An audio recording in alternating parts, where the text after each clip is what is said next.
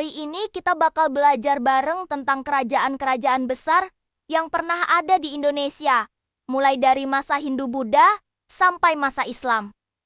Seru banget loh. Yuk, kita mulai. Kerajaan adalah bentuk pemerintahan yang dipimpin oleh seorang raja atau ratu yang memiliki wilayah, rakyat, dan sistem hukum tersendiri. Dalam sistem kerajaan, kekuasaan seringkali diturunkan secara turun-temurun, dan raja dianggap sebagai pemimpin tertinggi, baik dalam urusan pemerintahan maupun adat istiadat. Setiap kerajaan memiliki struktur pemerintahan yang khas dan aturan yang ditaati oleh seluruh rakyatnya. Kerajaan juga biasanya memiliki simbol-simbol khusus, seperti istana, mahkota, dan lambang kerajaan yang menunjukkan kekuasaan dan identitasnya. Kita akan masuk pada periode Hindu-Buddha. Kerajaan-kerajaan di Indonesia secara umum terbagi ke dalam dua periode besar dalam sejarah, yaitu periode Hindu-Buddha dan periode Islam.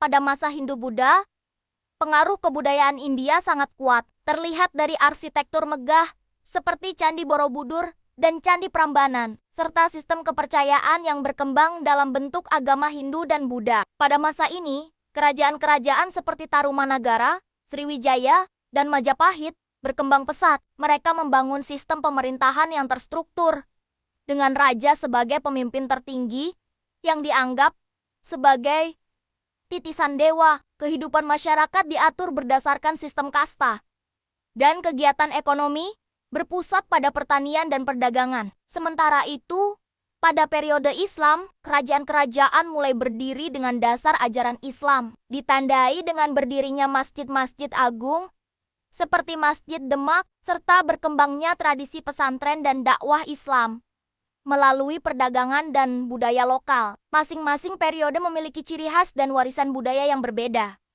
Namun, keduanya soma-soma membentuk akar peradaban Indonesia yang kita kenal saat ini. Kerajaan-kerajaan Islam seperti Samudra Pasai, Demak, dan Goa Talo memainkan peran penting dalam penyebaran Islam di Nusantara. Mereka mengadopsi sistem pemerintahan yang menggabungkan nilai-nilai Islam dengan tradisi lokal, menciptakan budaya yang kaya dan beragam.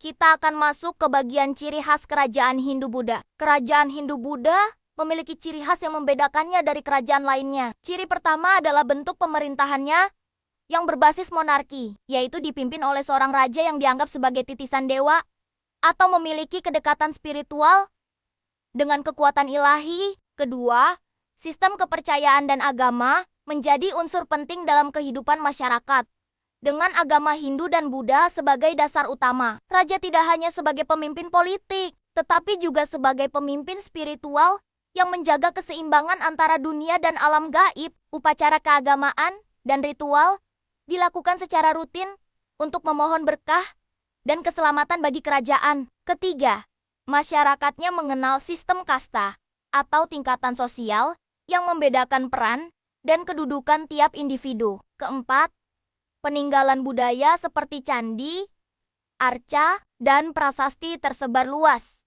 dan digunakan sebagai tempat ibadah serta simbol kekuasaan. Selain itu, kehidupan masyarakat banyak bergantung pada pertanian dan perdagangan, terutama karena letak geografis kerajaan yang strategis. Semua elemen ini mencerminkan peradaban tinggi dan tatanan sosial yang teratur pada masa kerajaan Hindu-Buddha di Nusantara. Peninggalan seperti Candi Borobudur dan Prambanan menjadi bukti kejayaan arsitektur dan seni pada masa itu. Prasasti-prasasti yang ditemukan juga memberikan informasi penting mengenai kehidupan sosial, politik, dan keagamaan masyarakat saat itu. Contoh kerajaan Hindu-Buddha yang terkenal di Indonesia adalah Kerajaan Kutai dan Kerajaan Majapahit. Kerajaan Kutai merupakan kerajaan Hindu tertua di Nusantara, terletak di Kalimantan Timur, dan diperkirakan berdiri pada abad keempat Masehi. Raja terkenal dari Kutai adalah Mulawarman, yang dikenal dermawan dan dicatat dalam prasasti Yupa. Sementara itu, Kerajaan Majapahit merupakan kerajaan Hindu-Buddha terbesar di Nusantara, berdiri pada akhir abad ke-13 dan mencapai puncak kejayaan di bawah pemerintahan Raja Hayam Wuruk dan Mahapati Gajah Mada. Wilayah kekuasaannya sangat luas, bahkan mencakup hampir seluruh wilayah Indonesia saat ini. dan sebagian Asia Tenggara. Islam masuk ke Indonesia melalui jalur perdagangan, terutama melalui pedagang dari Gujarat, Persia, dan Arab yang datang ke pelebuan-pelebuan di pesisir Sumatera dan Jawa. Kerajaan Islam pertama yang berdiri di Indonesia adalah Kerajaan Samudra Pasai di Aceh yang berkembang pada abad ke-13 dan menjadi pusat perdagangan sekaligus penyebaran Islam. Setelah itu, muncul Kesultanan Demak di Pulau Jawa yang dikenal sebagai pelopor penyebaran agama Islam di tanah Jawa.